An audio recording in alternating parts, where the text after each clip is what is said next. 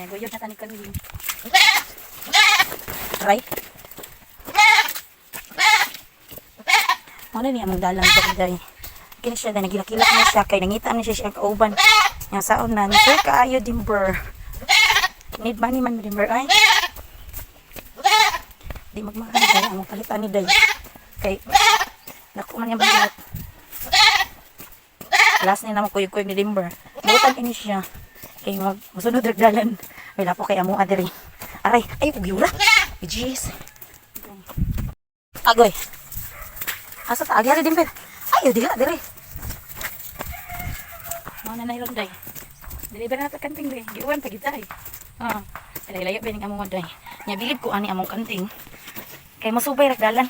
Nawa na siya magsaba-saba kay kakita man siya sa birds no. Ang mga kanting. Dali, si. Okay. Layo pa kita biyahian dimper. Dali. Na yung ka-birds ay. Mauwaw na siya din na siya magsigit-sagit. Uy, tanaw oy. Dili na. Doon na ta. Dali. Gayo doon na nato ni day. Awad day among dalan. Kita kaayo. Dali ber. Dali ba? Nasa para ba dito nahan? Dali, dali. Dali na kay tingla po ka baya. Dali ambak, ambak. Gibahak na ni ron. Uy, tabang. Dali, dali. Gidili na. Sige na. Dali. Bibi gayo doon ti ka be. Dali, dali. Dali. Oh, nantuyok na po.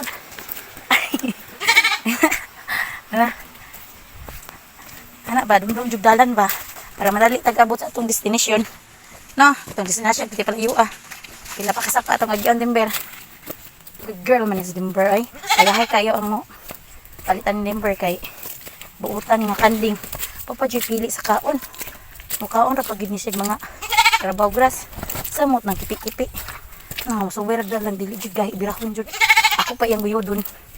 Kailangan yan kay iyang amo. Babay dimber. Musanay ra kas dito sa pikas dimber.